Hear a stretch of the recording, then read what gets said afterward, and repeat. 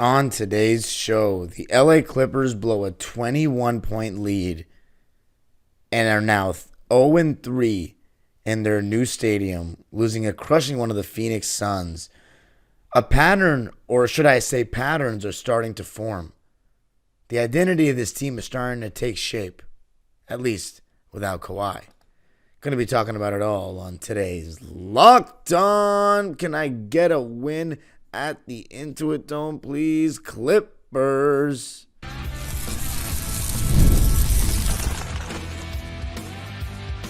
You are Locked On Clippers, your daily Los Angeles Clippers podcast, part of the Locked On Podcast Network, your team every day.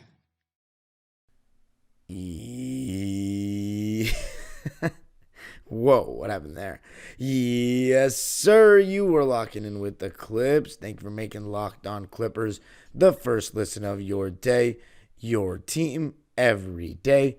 I'm your host, Darian Vaziri, born and raised in LA and in my 20th season as a Clipper fan. You can also follow me on Twitter and Instagram at Dime Dropper Pod and subscribe to my own YouTube channel, Dime Dropper, for even more LA Clipper content or a video of the game I went to on Thursday night. Will be out on Friday. Got some fan interviews, got the end of the game, so check that out. Another experience in the wall, different parts of the wall to be exact.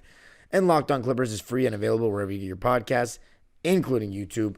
Let me know what you thought of the game and our third consecutive loss at home. We're 0-3 now and still have not won at the Intuit Dome. Before we talk about what went wrong and the patterns that are starting to form with this team, this episode is brought to you by FanDuel, America's #1 sportsbook. You'll get started with $150 in bonus bets if you win your first $5 bet. That's FanDuel.com.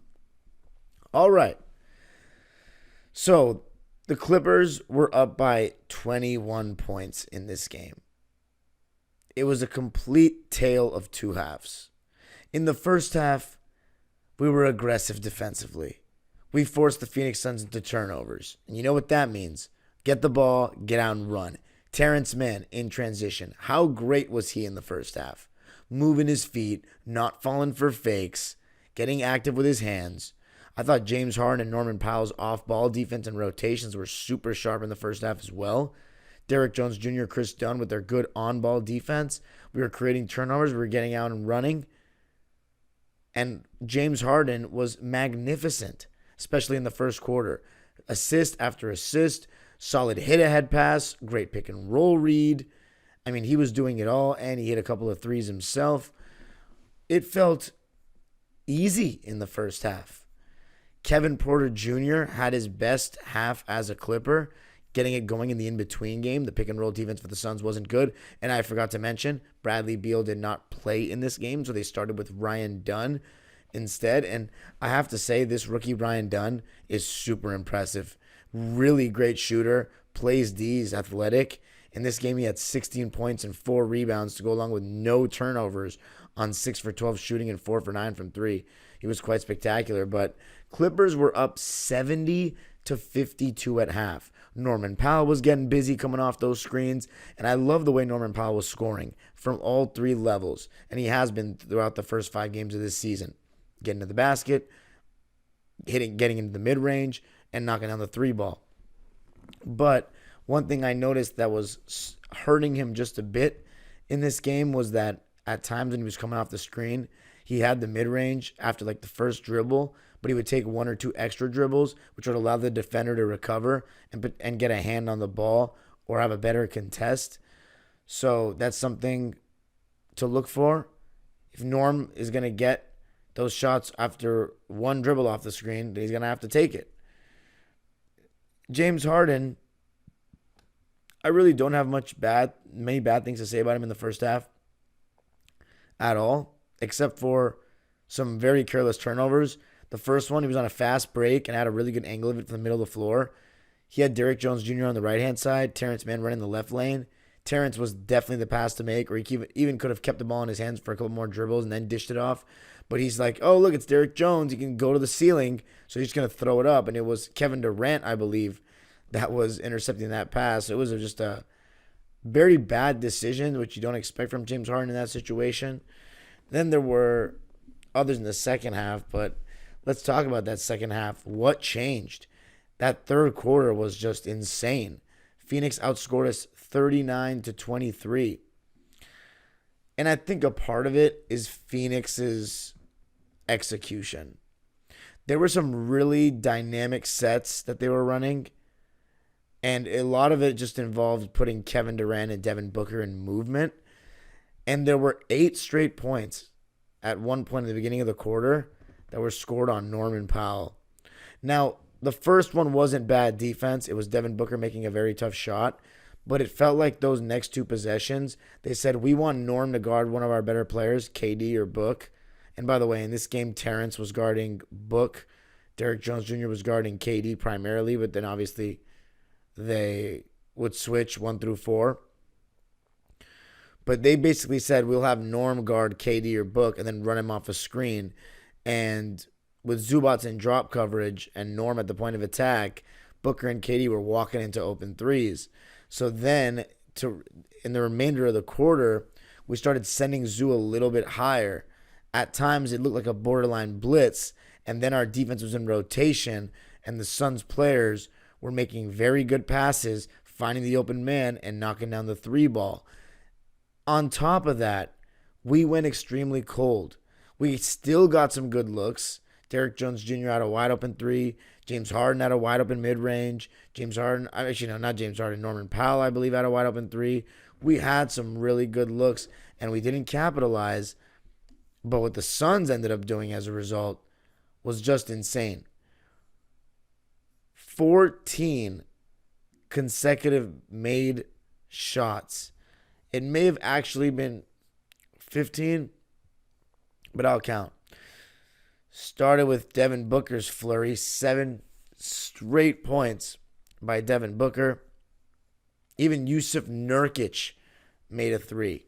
Yusuf Nurkic, and then a contested layup. So, yeah. 15, I believe. 15 straight shots to begin the quarter.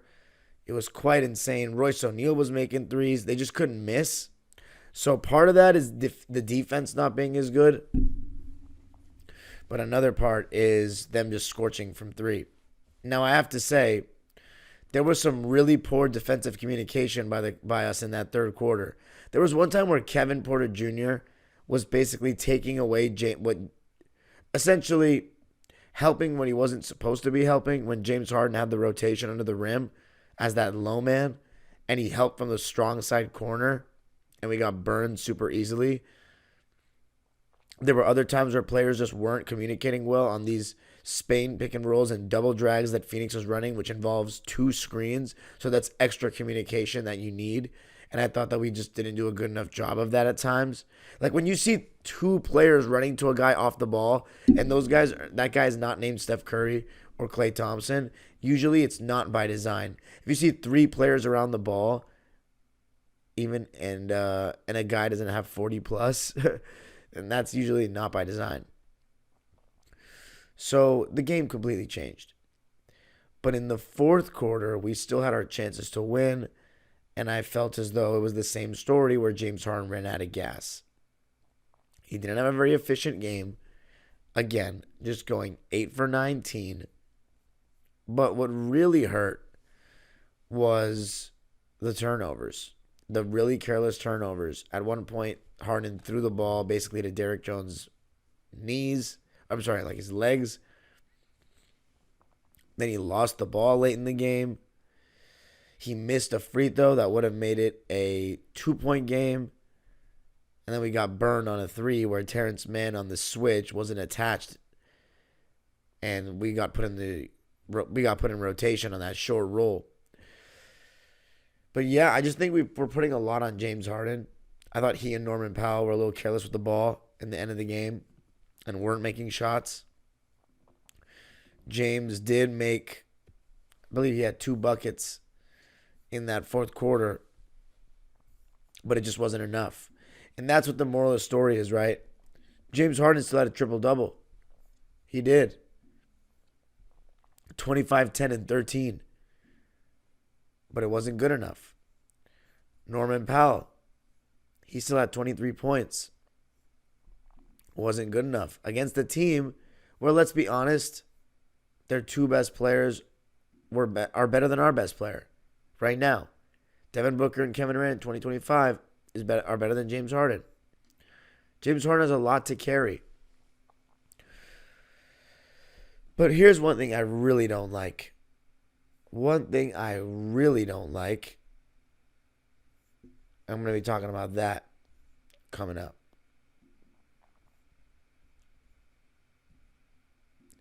I got to tell you a little something about FanDuel. Get ready to tackle the NFL action with FanDuel, America's #1 sportsbook. Because right now, new customers can bet $5 and get $150 in bonus bets if you win. The FanDuel Sportsbook app gives you everything you need to place live bets on the NFL all in one place. So when you get a hunch in the middle of the game, you can check out the latest stats, view live play-by-play, and so much more on the same page where you place your bets. Just visit FanDuel.com to join today. You'll get started with $150 in bonus bets if you win your first $5 bet. That's FanDuel.com. Never waste a hunch and make every moment more with FanDuel, an official sportsbook partner of the NFL. All right.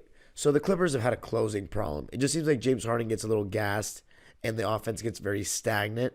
And I just don't trust a 35-year-old Harden to close out all these games when he's carrying such a big load throughout the game and get us in the play-in in this competitive West. I just think it's too much for him. I was saying all summer long that if we don't have Kawhi, James Harden will have to carry too much of an offensive load. That I don't think Norman Powell is a good enough shot creator, and that it's putting a lot on the likes of Kevin Porter Jr. or Bones Hyland to create shots. And, of course, Ivica Zubac. And people wanted to come at me in the comments and say, you're sleeping on Harden and what he's capable of, you hater.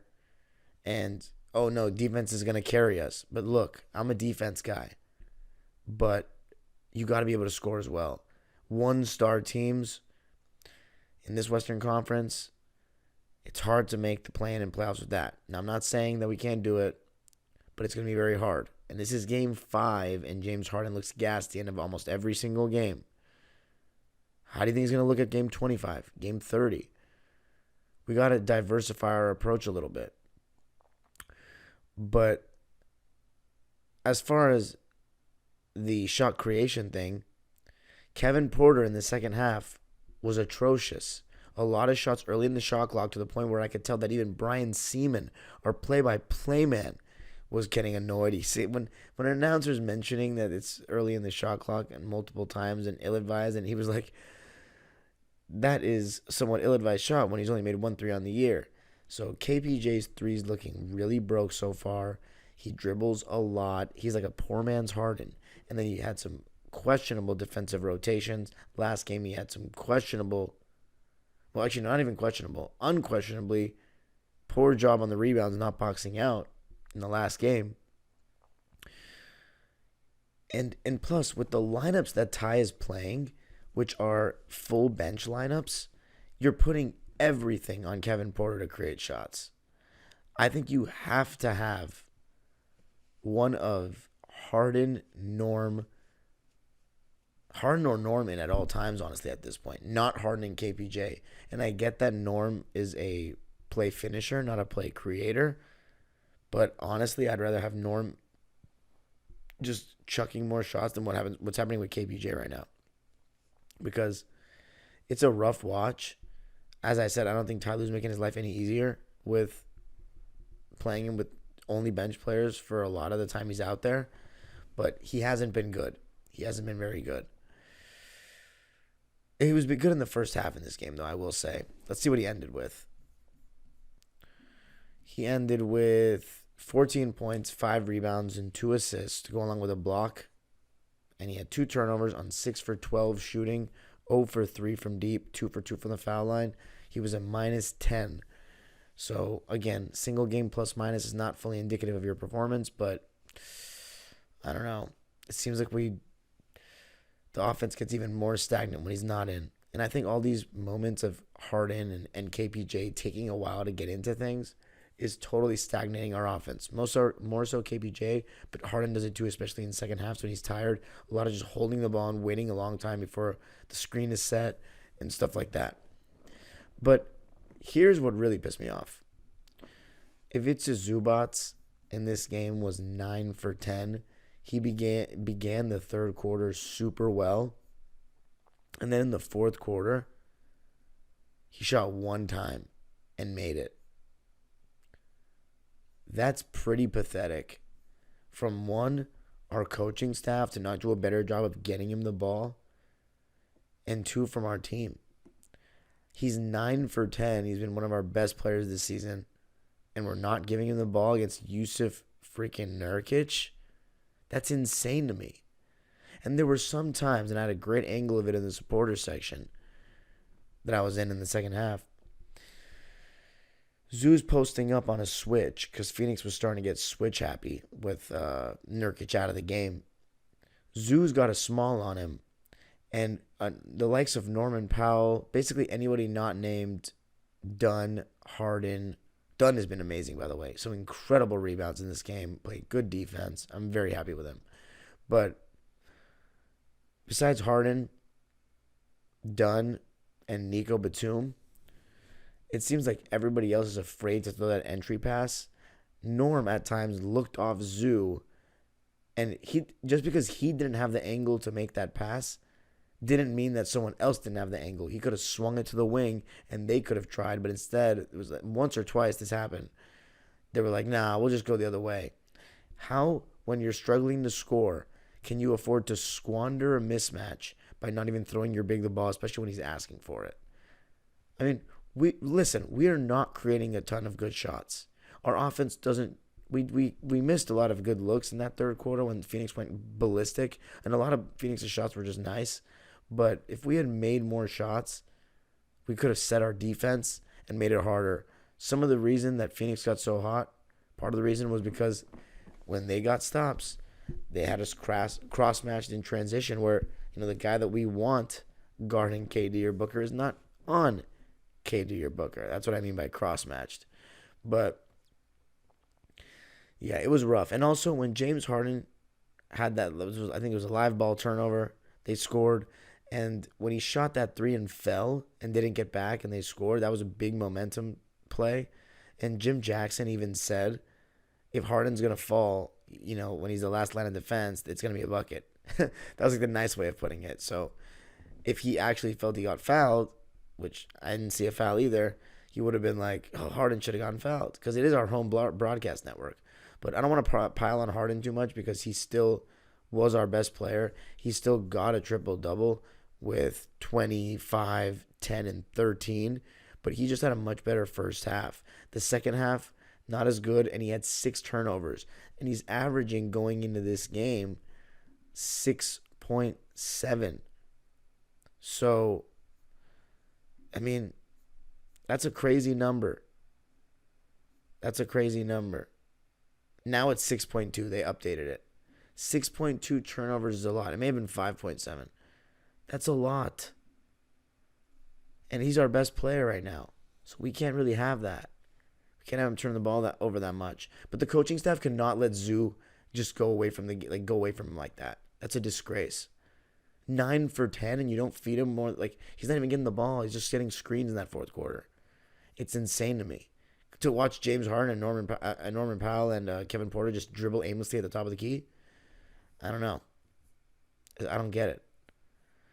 And then on those pick and roll reads, I think James Harden, for the most part, is making all the right reads when Zoo's setting the screen, and we're doing an excess amount of those. But it's going to make him a little tired. That's what I'm afraid of. And when he doesn't have that same burst, he's not creating the same advantages, and the defense isn't overcompensating as much. So, yeah, I think my moral of the story is that we cannot let that happen with Zoo. We cannot let that happen with Zoo. Not feeding him the ball at all like that. It's just crazy. But yeah, really disappointing loss, man. Clippers losing this one 115 to 109. Only scored a total of, we ended up scoring 49 in the second half, but we were at 37 in the second half with I want to say 3 minutes left or something. The free throw that Harden missed and the turnover, late. Those were tough. Norm had a really good look at three late in the game as well. Just didn't fall for us. And I just hate losing to Phoenix so much. But they had the two best players in the court. We went away from Zoo. Harden has to carry a big load. Doesn't seem like he can finish the job a lot of these nights. And look, when you're the best player, you don't just have responsibility to put up a good stat line. You got to close the deal as well if that's what's asked from you. And he's struggling to do that, and I don't blame him. At age 35, it's hard. I don't expect him to do all that, especially when the other team has KD and Booker on it. But that's the reality of the situation. Then after the game, I wasn't a huge fan of what he said when he was just saying, the turnovers are a result of the usage. I'm going to make risks and take risks, and that's not what lost us the game. Look, man, you had 6 turnovers, and a lot of those weren't just risky passes. They were very careless, and some of them were like, what are you doing turnovers? Like Paul George and Russell Westbrook level turnovers. He's had a couple of those this season. You can't turn the ball over 6 times a game. Let's look at what James Harden's career high in turnovers is, because I guarantee you he's had the ball more than this in his career. Let's see. He averaged a career-high 5 turnovers in 2019. That's a lot, but he's also giving you 36 points on 44% shooting and 37 from 3. It's just a different era. It's not him anymore. But the Zoo thing we can definitely change. But what else can we change? How can we help this problem? How can we help fix it? Going to be talking about several solutions coming up. I got to tell you a little something about Game Time. Game Time is the best place to get great deals on last-minute tickets, and Game Time has a new feature called Game Time Picks that makes getting tickets to see your favorite teams play live even easier. And Game Time Picks filters out the fluff to show you only incredible deals on great seats, so you don't have to waste time searching through thousands of tickets. Take the guesswork out of buying tickets with Game Time Picks. Download the Game Time app, create an account, and use code LOCKEDONNBA for $20 off your first purchase. Terms apply. Again, create an account and redeem code LOCKEDONNBA for $20 off. Download Game Time today. What time is it? Game time.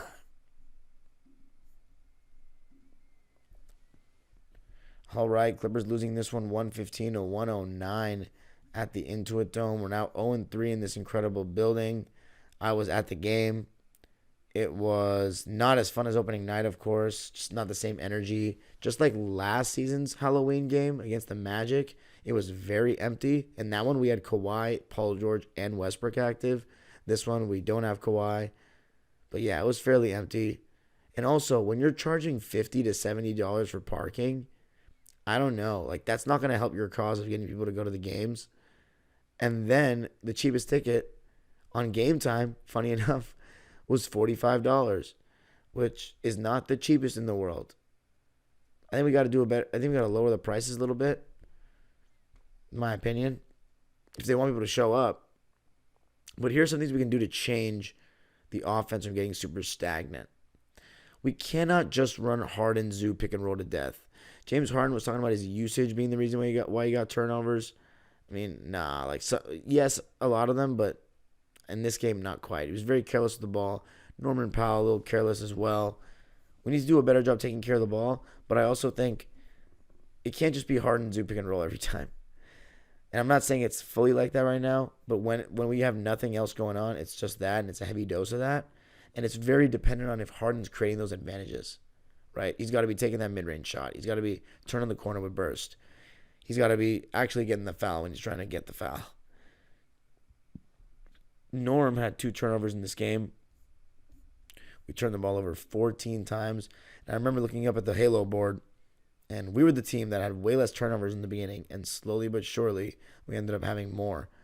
The Suns shot 51% from the field. We shot 48%. They shot 46% from 3. We shot 34%. So let's also be honest. We do not have a very good shooting team from the outside. Terance Mann still has not made a 3. Thought he was very good in this game. Probably his best game of the season overall. Didn't get in as crazy of, didn't really get in foul trouble. Only had 3 fouls. He had 8 points, no turnovers, 4 rebounds, 2 assists, a steal. I don't like that he's missed some chippy layups this season so far, though, and he's been really good about finishing around the rim throughout the course of his career. But he was 4 for 8 from the field, 0 for 2 from 3. Yeah, Zoo had 22 and 12 5 of those offensive rebounds on 9 for 10 shooting and 4 of 5 from 3. So how else can we solve it? Feed Zoo more throughout the game. Absolutely have to do that. And then my other solution is, look, if Terance and Amir are going to play the minutes that they're getting, why not run them in some pick and rolls with them as the ball handler? Now hear me out. I know that both of them aren't super convincing in that regard. But in the 2021-22 season, we saw a little bit of it. Terance Mann and Amir, they're going to go under the screen on those guys, especially Terance. But I think it gives them an opportunity to take an open three that doesn't have the same pressure as a catch and shoot where everyone's looking at you. And I think if we're struggling to create good shots, hey, that's an open three at the end of the day. That'll get them a little more confident. We cannot, the alternative is, besides not trying what I'm saying, is James Harden and Zoo every time, the occasional Norm curl, and we don't get anything else. And then KPJ ball. So then let me ask you this. How many games do we give KPJ before giving Bones Hyland a chance? How many games do we give before Jordan Miller gets a chance in a rotation? Because I heard some fans in the supporters section chanting his name. Now, Ty's not going to just bring him in mid-game. But, does he deserve some burn when we're struggling to score? Do you take KPJ out of the rotation, have Chris Dunn, Nico, Jordan Miller, Amir Coffey, and Kai Jones? It's food for thought. Would I make that change next game? Not quite. Bones Hyland I would, though, honestly. I'd give Bones Hyland a chance to see what he does. But we also can't go total bench. That can't happen. We need to have one of Norm or Harden in at all times.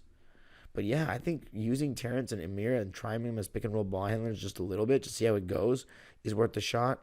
Derrick Jones Jr., there's nothing much he can do differently, and I think defensively at the point of attack, he and others weren't as strong as usual. Navigating screens, Terance Mann not being included in that, though, he was better. Derrick had 11 points, 3 rebounds, 2 assists, 3 steals, no turnovers, which you'd like to see. 4 for 10 from the field, 1 for 3 from deep, 2 for 2 from the foul line. I mentioned Zubac is 9 out of 10. Nico hit a big 3, but it was just 3 points, 5 boards, 3 assists, 4 blocks. That's some amazing plays. 1 turnover on 1 for 4 shooting and 1 for 3 from deep.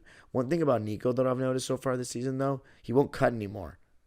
It's like, I mentioned he doesn't like going to the rim anymore, but he will not cut anymore. There was one time where he had a clear-cut dive in transition, and he just didn't go, and the guy trailing ended up recovering to him. I always have to tell this to my players. Run the floor hard, because if you lag down the court, you may be squandering an opportunity to get an open shot. Kai Jones played just 10 minutes, had a donut, but 2 rebounds, and was pretty active, got a nice block, 0 for 1. Amir Coffey also played only 10 minutes, so Terance did get more minutes in this one than him by a significant amount. Amir had 7 points on 2 for 3 shooting and 1 for 1 from 3. Chris Dunn, 6 points, 4 rebounds, 2 assists on 2 for 5 from the field and 2 for 2 from 3. Then finally, Norman Powell. Thought he had a good game, but not enough at the end, and we're just going to need even more to win games without Kawhi against this kind of teams. 23 points, and that involves closing with him and Harden. 23 points, 2 rebounds, 2 assists, and a steal, and I'm still suspect on his creation ability. His creation is just kind of a couple of dribbles and a pull-up, and he's not really getting downhill and stumping on a dime or anything like that. He's just better attacking closeouts and coming off screens. But yeah, I also thought he had a rough defensive third quarter. Harden had a rough defensive second half. On the ball, he was pretty lazy. And yeah, Kevin Porter I thought wasn't great either. We got to close. Every single game has been close. As I said, we're going to have close games because our defense is going to keep us in it. But our offense. And, can we get Kawhi back soon? That would really help. But Clippers lose at 125-119, and the next game doesn't get any easier. It's OKC coming to Intuit Dome. I will be there on Saturday. Holler at me if you see me. But yeah, I loved Chris Dunn's performance, though. Super aggressive, great defense. He's such a bright spot so far. But takeaways. Harden, it might be too much for him. I think it is. To be a play-in team with him doing all this, it's too much. He's talking about usage. Well, look, man, give other guys a chance. Throw the ball to Zoo. No one's saying you can't unless Ty's saying you can't. And I see Ty calling out a lot of plays, but there are some plays that, are transition and we don't have time to set anything up where he has a chance to do what he wants, James Harden. He is the system. He talked about Zoo. The reason why he has 3 straight 20-plus point games is because of him. He said, I wonder why. Well, you can't just say that the turnovers are all good and stuff when they were careless on your part. I don't know. But James Harden, in my opinion, was still, I'd say Zoo was the best player in this game. But you can argue James Harden too with a triple-double. I'm just not too big into the stats. You know what I'm saying? Every losing team has a leading scorer. But 13 assists, 6 turnovers, basically a little over a 2-to-1 assist-to-turnover ratio. He has done an amazing job rebounding so far this season, but I don't know. He's got to chill with the home run passes. Zoo's got to get fed more. Can we try Terance and Amir as pick-and-roll ball handlers? I know they'll go under the screen, but give it a shot. And then do we go with a new bench player instead of Kevin Porter? Because, I don't know, he just stagnates the offense a lot. But maybe I'm being harsh on everybody. 2-3 is not the end of the world, but 0-3 in very winnable games, blowing a 21-point lead. It's annoying. It is. But we get back at it on Saturday against OKC. That'll be a tough one. Let me know what you think in the comments. You can follow me on Twitter and Instagram at DimeDropperPod. Subscribe to my own YouTube channel, Dime Dropper, for even more LA Clipper, LA Sports, and NBA content. A video of the game will be out where I interviewed fans and, of course, got some great game footage. And Locked On Clippers right here. Let me know what you think. And we also have our new Locked On Clippers newsletter. Your favorite podcast now has one. Introducing the Locked On Clippers daily newsletter. One stop for ultimate team and league coverage delivered right up to your inbox. Sign up for free now at LockedOnDaily.com. That's LockedOnDaily.com and start your day with the all-new free Locked On Clippers newsletter written by yours truly. The age-old proverb continues. Go Clippers.